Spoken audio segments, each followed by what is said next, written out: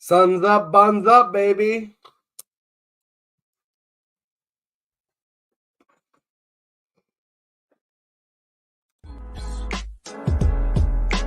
Oopsie, the worst rapper alive. Oops. Yeah. Big Mac's back on the mic like oops. Back on the horse, still jumping through hoops. I'm missing Lincoln Pink, I don't lip sync. Just to be clear, choking isn't my kink, but I do it anyway sometimes, I guess. Gotta laugh now, die later in my times of stress. I'm blessed, feeling good, charged up like a Hadouken. Welcome back into the Worst Wrestling Podcast. We are live once again, even though I said we were not doing that anymore. So what changed? Well, after no thought and zero consideration, but for reals, as a content creator, I do fantasy football and I also do the pro wrestling. I really want to have an outlet to be able to do both.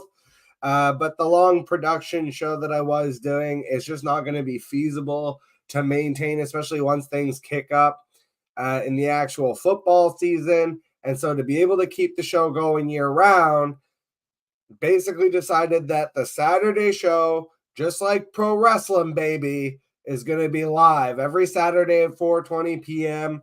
We'll just go live for 30 to 60 minutes. We'll see where life takes us. But I thought that would be more fun. And then I'm still going to do some more heavily produced episodes, you can say, but they'll be more like bonus shorts. Recently put one out where I reviewed WWE Super Tape Volume 2. So that was a fun episode that I did. I'll have another one coming out. Shout out to my boy Peter Westlick.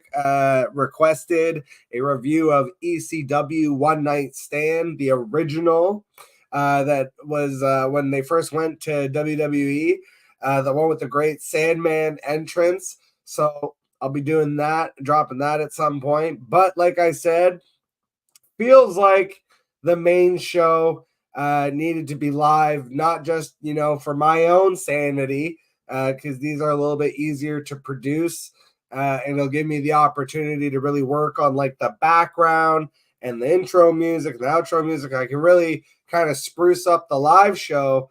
But like I was saying, the live show going to be coming every Saturday at 4:20 p.m. Eastern Standard Time. That's going to be my thing now. And then I'm going to still do the pre-produced episodes, but those are going to be more like bonus short episodes where they're like 10 to 15 minutes. A little easier to fully produce those because honestly, I do them on Canva and I'm a one-man show over here. I'm running 3 shows, including the interview show. So again, to help keep my sanity and consistency to keep this show going year round, like I said, we're just going to stick with going live 4:20 p.m. every Saturday. So feel free to drop in some comments, join in on the fun. I'll definitely feature them during the show. But for right now, the main topic of discussion today and seemingly in the wrestling community this week, fucking Tony Khan. This guy, Jesus Christ. Like, okay, Will Ospreay and Bryan Danielson just had a fucking barn burner of a match. Arguably one of the greatest matches of all time. You got old Uncle Dave out here giving it 6.5 stars, whatever the fuck that means. And yet, all we can talk about with this fucking company is Tony Khan and how he can't shut his fucking mouth. So, first, I mean, the releasing of the footage in general, you were either for or against it. I feel like most people were against it. They were not into this idea of this being like a good story angle or whatever. And it did pop a small rating. So there is that aspect of it. I think they got like 800,000. I'm not the ratings guy. I don't really follow that. I don't really give a shit. But the idea that like it popped a rating, okay, it is what it is.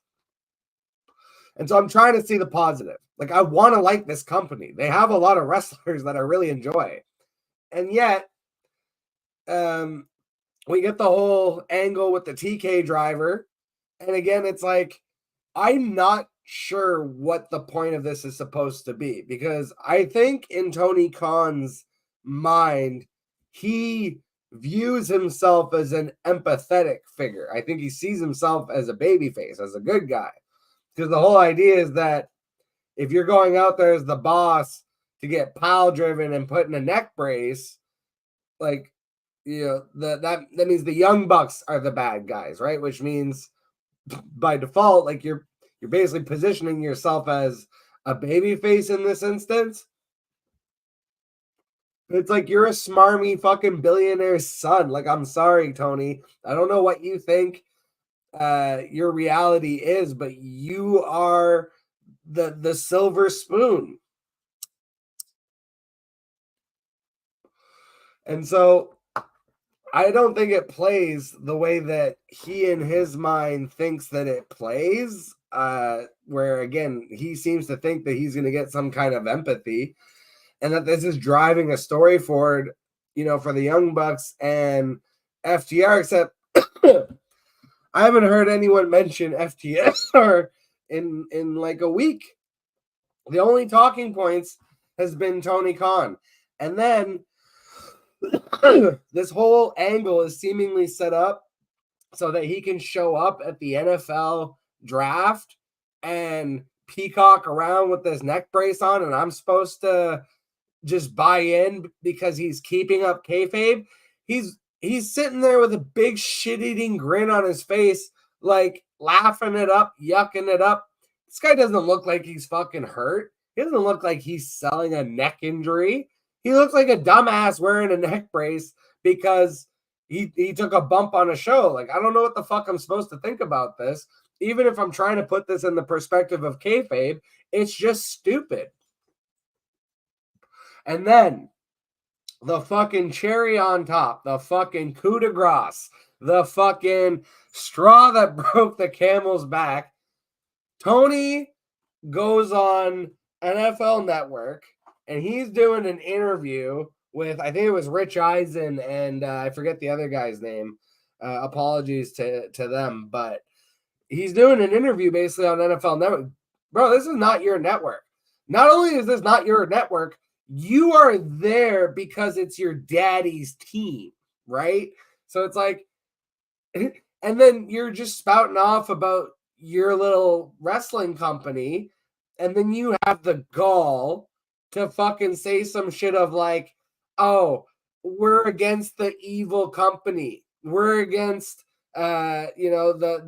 this conglomerate, this monopoly that we're fighting. We are Pepsi and they are, and he fucking delivered this. This was not only a bad joke, he delivered it like shit. Because he started kind of half-assing where it felt like he was going to say, we're Pepsi, we're Pepsi and they're Coca-Cola. And even then it's like, well, that's not a very good analogy because Pepsi is also a multi-million or multi-billion dollar corporation. So it's like they're just another big corporation with a lot of money behind them. I mean, if you want to compare yourself to something, should have gone with like RC Cola or some shit. Fanta, for fuck's sakes. But no, he goes with Pepsi and then he says, and they're Harvey Weinstein. All right. First of all, the idea that you can't keep this company's fucking name out of your mouth, where every other fucking thing, and I understand people were like, oh, WWE took jabs at AEW during WrestleMania weekend. It's like, you can barely tell. Honestly, I didn't even fucking know until I heard a bunch of fucking internet nerds screaming about it online. This whole thing about Triple H and the grind and how he was innocuously mentioning like Will Ospreay. He didn't even say the guy's name. And fucking, so it's like, as soon as he says the Harvey Weinstein thing, like, you're talking about a cascade of events of like, first of all, now the only thing that I've seen online is people talking about Tony Khan. It's not even about the Young Bucks anymore. It's not even about the Young Bucks versus FTR. This whole thing is about Tony Khan and Tony Khan's ego and how Tony Khan fits into this. He is literally turning himself into a Vince McMahon caricature while also simultaneously trying to shit on Vince McMahon. And that's the funniest part. It's like, bro, you're fucking too late. Vince ain't even there anymore. They are systematically wiping out anyone that had anything to do with the shit that Vince was involved with.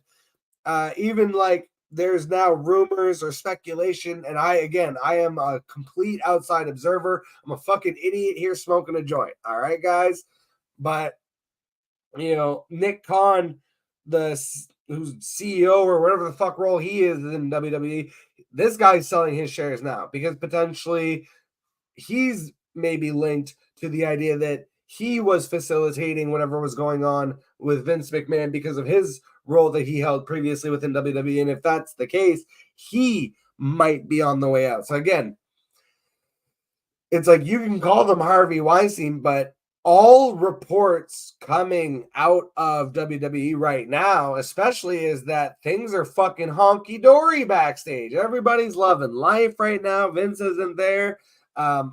They've got like new systems in place now where they're like giving reports, like consistent reports to the wrestlers. People are more informed and involved in what's going on. And yes, there's still going to be releases. Yes, there's still going to be, business done. It's a fucking billion-dollar corporation. What do you want? But at the same time, the general feel coming from all reports backstage is the complete opposite of the way that, Tony Khan is trying to paint this scenario. And meanwhile, the guy's ignoring the fucking house fire behind him that is his own fucking company because he can't book a show properly, because he can't stop talking about the fucking WWE, because he can't stop making asinine fucking jokes and decisions. And I don't know if it's just that he's ignoring everybody around him or if he is actually surrounded by yes men. Whatever the case may be, like, the shit has got to stop. And it just looked fucking cringe and awful and petty. And the two NFL announcers were like, what the fuck? Immediately. And this is kind of what I hate just in general about the corporatocracy of, in that situation, I don't think they should have just pushed past and be like, oh, ha, ha, ha, and then move on to another subject and kind of like make the fucking cringe face. Like, I would have addressed it straight up. I would have been like, hey, Tony, do you not think that maybe defaming or slandering your direct competition on a national network like NFL Network is maybe not the greatest fucking idea?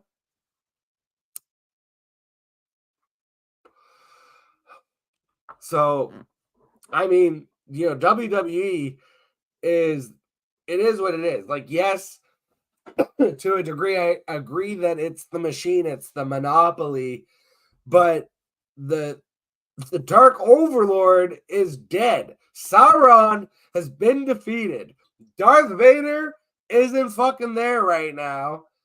So there's no evil figurehead even for people to really latch onto for this to make any kind of fucking sense. It really just reflects poorly on Tony Khan and on his company. And I mean, I've seen this lamented by basically every casual observer to, even the more moderate of AEW defenders have agreed that like this is bad for business. And the only ones that I've seen defended is like the most ardent of AEW defenders that just like you always have those two camps of like there's the WWE guys and there's the AEW guys, and it's like no matter what those companies do, the other company is always shit and my company is always great. And that seems to be like a really tribalistic aspect of wrestling. That I don't know if that's because wrestling is very popular in the United States and that is somehow tied into the way that the political structure can also be very tribalistic, where you really only have the two parties.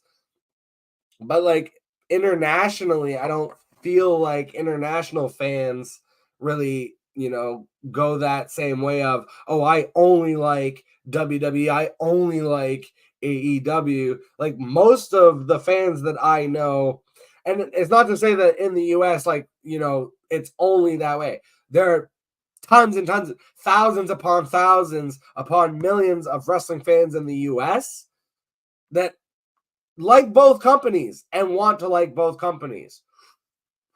And competition is great for both companies. But again, it's like competition where you are trying to outdo each other with your product, not where it's this nitpicky, bullshitty fucking back and forth of, oh, he said, she said by the fucking seashore. Bro, put on a fucking good TV show. Your weekly product is dog shit. You have your fucking Swerve Strickland is the new AEW champion. This motherfucker's coming out wrestling a singles match against Kyle Fletcher in an elimination championship, something or another that I don't even fucking know. I don't understand what's happening. And I'm more of a casual observer. I'm the guy that you want to get, Mr. Khan. Like, I don't watch your product on a weekly basis. And guess what? I don't watch WWE on a weekly basis either. When WWE starts to suck, I just don't watch it. I'll watch the pay-per-views and I'll catch up a little bit on the weekly show, but I'm not so ardent that I'm watching every single Raw, every single SmackDown, every single NXT, and whatever the fuck else they got going on. This is where I try to say it's like, as much as I love wrestling, and I would compare myself as a diehard compared to like a casual, because of obviously, like, I've been watching it my whole life. I know way more about it than what you would call a casual in terms of like the inside aspects of the business. But at the same time, I'm not a diehard of any one company that I'm watching their product religiously. I watch all the companies. I watch good wrestling, wherever it comes from. And I don't really give a shit, what the letters are on the company. I go to fucking ICW shows here in Montreal that are fucking just as good to me as when I went to WWE Monday Night Raw. Like, I have just as much fun in a different way, obviously, at those kind of shows as I do if I were to be at an AEW or WWE. But again, it's because you just have to be able to rely on, the quality of the matches and the storytelling and fucking the actual shit you're doing with your program. Like, even something as simple as like the fucking rankings drives me nuts, because the whole idea was that it was supposed to be more of a sports emulation of professional wrestling, where it's like you could tell stories just by the simple fact of, this guy has had a rough stretch and his ranking is going down, and this guy's on the come up and his ranking is shooting up, and one of these guys is trying to get a championship match, and blah blah blah. It's like, instead you have fucking Tony Khan is the main storyline, getting pile driven by the Elite with Okada. It's like, man, the amount of factions and titles on this fucking show, it's like I just can't keep up with any one thing really. And it's like the overwhelming thread through your entire show through these past few weeks now has been Tony Khan's bullshit. That's what it is.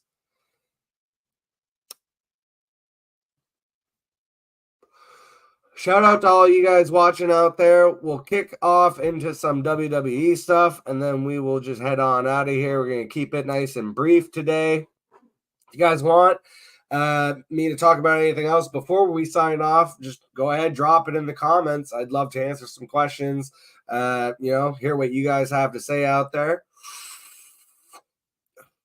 But for now, going to review this draft. It is draft day. Not just for the NFL, which I've been following. I just did an episode yesterday. I'm fucking losing track of time. This is what I was saying at the beginning, where the live shows are going to help me keep things, in line for the content stuff. I actually did it this morning. I'm doubling up today, where I recorded an episode this morning that'll come out on Monday, and I'm doing this show. So WWE draft, and gotta say, this is fucking one of the most underwhelming drafts that I can remember in a while. And it's like you knew you were doing this. And this is the thing. I'm not just gonna shit on AEW and then polish flowers for fucking WWE. This draft sucked balls. Like, this was boring as fuck. There was really no point to even having this. There's like 3 fucking people that changed. What the hell? And what I hate is, and again, one of the things that drives me nuts is when you set up kayfabe, when you set up a story, when you set up a universe, and this goes for writing in general. This isn't just a wrestling thing. This is movies, comic books, any form of entertainment. When you, as the creator, set up the parameters of your world, your universe, whatever you're creating, right?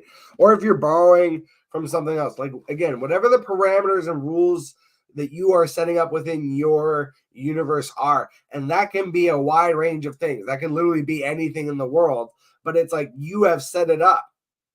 WWE is set up where it's like just a simple example of like, a 10 count. It's supposed to be, if you're outside of the ring for a 10 count, that's the end of the match. And that gets even fucked up all the time where they just ignore random shit like that. And that kind of stuff drives me nuts. Where it's like, again, if you set up the parameters of your universe and then just outright ignore those parameters that you've set up and just have characters do shit for no fucking reason, that's not storytelling. That's just monkeys throwing shit at a wall. That's what it is. So, and honestly, it's like, again, don't even know what the fuck the point of this draft is. I'm about to read this off, and like almost all of these people were already on the fucking show that they were on. So it's like, you have Bianca Belair goes round 1, pick 1. Okay, cool. I actually wanted to see her go to Raw. So immediately it's like, awesome. We're disappointed off the bat because I think we all wanted to see her go to Raw.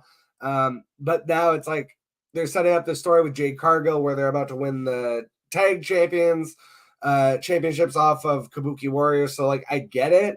But at the same time, you could have just had Jade go to Raw too, I guess, and draft both of them. I actually think that would have been really clever, even if and you almost even set up like you could have done like a little backstage segment of Adam Pearce and Nick Magnus arguing about, oh, you can't take Jade and Bianca. It's like, but they're in a tag team. They're a tag team now. So it's like, Raw stealing that pick. And then to kind of get back at them, you have SmackDown maybe take like, someone that actually matters. A perfect example that I actually would have loved to see. And again, I know it's because they've got certain stories already going on of like this Chad Gable thing. I actually would have loved to see Chad Gable or vice versa. You leave Chad Gable on Raw where it's like seemingly he's going to bully Alpha Academy, but you actually have it where Alpha Academy gets drafted and then Chad Gable is forced to quit the group so that he can stay on Raw to fight Sami Zayn, kind of thing. So there's all these different options that they could have went with, ways that they could have flipped people more. None of that happened. So we get Bianca Belair. Carmelo Hayes was basically already booked in for SmackDown, as far as I know. Randy Orton was already on SmackDown. Nia Jax coming over from Raw. Okay. They're going to do some stuff probably at some point with Jade Cargill and Bianca Belair and Nia Jax. LA Knight, again, another disappointing one. I think everybody wanted to see LA Knight come to Raw. I think he is done. Unless you're going to have him win the U.S. Championship from Logan Paul between now and SummerSlam, he's basically done what he can do, it feels like, on SmackDown. Would have loved to see something freshen up for him. And again, this is where, in kayfabe, this doesn't make any sense. The Bloodline, and I know it's Solo Sikoa and Tama Tonga, but the Bloodline gets picked in round 3. Pick 3. Make it make sense. Says your number one storyline that's been going on for years and years and years. Even in the sense of kayfabe, the general manager could have these machinations and idealizations that, oh, perhaps if I take the bloodline, Roman Reigns will follow when he comes back, even though he said he was pulling himself out of the draft. Again, ignoring just outright the story that you've set up essentially with the bloodline and then having them be drafted in the third round. At the very least, it's like they should have been drafted ahead of Randy Orton. You could have just as easily had the bloodline drafted where Carmelo Hayes was drafted, bump Hayes down to where Randy Orton is, bump Randy Orton down to where Nia Jax was, and bump Nia Jax down to the bloodline. Like, how is Nia Jax getting drafted in this universe, in this WWE universe, ahead of the bloodline? What in the actual dog fuck writing is that? And then you get AJ Styles, who's about to compete for a championship. Oh, yeah, well, we're going to take him in the 4th round, and he's going to actually stay on SmackDown. Like, fucking so stupid. And then Andrade gets picked round 4. That's a nothing burger. Maybe he's going to join LWO and be the next person to betray Rey Mysterio. And then we get, like, Cedric Alexander, who I honestly forgot was even in the company at this point. He's picked after SmackDown ends. And then Baron Corbin, okay, he's coming back from NXT to SmackDown. We'll see if they can figure out a way to write for him on like the 5th or 6th try on main roster. And the OC, who they're just doing fuck all with. I haven't seen them in weeks, except like they'll mention them in passing. Whenever AJ Styles is there, they'll be like, oh, the OC is scared of AJ Styles now. It's like, okay, well, they're just also going to stay on SmackDown. And then for Raw, and before actually we go into Raw, the other part of this that really sucked was like right off the bat, you pulled all the champions out of the pool except for the women's tag team champions, which I thought was kind of a slight to them and just like a way to really spotlight how much you don't give a shit about those titles. But like for it to be basically every other champion is excluded except them didn't make sense. And then they still didn't get drafted. So it was pointless anyways to exclude them. So I don't understand the fucking reasoning. And again, maybe they do a bunch of stuff on Raw that's going to be like super surprising and crazy and turn this around. But this just feels like some holding pattern bullshit, doesn't it? Like it used to be that there was juice after WrestleMania, especially like those first couple weeks, especially like when they went into a draft and they would like actually do some funny shit, even if you were gonna flip it back the next night. Like when Triple H was drafted to SmackDown and then traded back to Raw, like that was hilarious. Even though he ultimately didn't go anywhere, the idea that this top star was drafted to SmackDown. He did one appearance on there and then, was traded for 3. I think it was actually the Dudley Boys, ironically enough, because Bubba Ray was announcing some, I think the 3rd round of picks on SmackDown. But anyways, it's just like, the time John Cena got drafted to SmackDown and then drafted back to Raw. Like we don't get any good shit like that anymore with the draft. It's the one thing I really want to see some more juice from the draft. But for Raw, anyways, we had Jey Uso, Seth Rollins. Okay, they're staying on Raw. Braun Breaker, cool. But I think he was going to be on SmackDown. Technically, now he'll be on Raw. It's like he wasn't even on SmackDown long enough to like do anything. So it doesn't even really matter. This feels like may as well be an NXT call up because it's like he's done is squash matches. And then like, okay, Liv Morgan staying, Ricochet staying, Sheamus staying, Alpha Academy staying, Kiana James, I don't even know who that is. Alba Fire and Isla Dawn. I think they were on SmackDown at some point. Ivar and then Shayna Baszler and Zoe Stark are also staying. So it's just like, why? Well, what was the point? I think out of all of these people, let's actually go through and see who actually changed shows. Nia Jax, Andrade. I'll give you Baron Corbin from NXT. Braun, I guess we'll count Braun because he was on SmackDown for a hiccup. Whoever Kiana James is, maybe she changed shows. I don't fucking know. Like, none of these even matter if they did change at this point. So it's like maybe you had 4 or 5 like actual changes, and really the most major change that you could argue was it was actually Nia Jax. That's hilarious to say. Nia Jax was probably the biggest change. Maybe you could say Andrade. Again, Braun Breaker wasn't even on SmackDown long enough to fucking get a name on a locker. So, hopefully, Monday Night Raw presents as a much more intriguing draft night. But speaking of draft night, it's been a long day for me. It's been a long fucking week for me.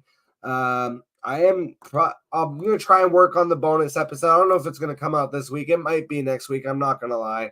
I got a lot of shit on the fly right now, but I really super appreciate all of you guys watching out there. Go super kick that subscribe button, share, drop me some comments. If you guys have some ideas, stuff you want to see on the show, feel free to hit me up either on my socials at Jack Lusney, or you can always send emails to worstsportschannel@gmail.com.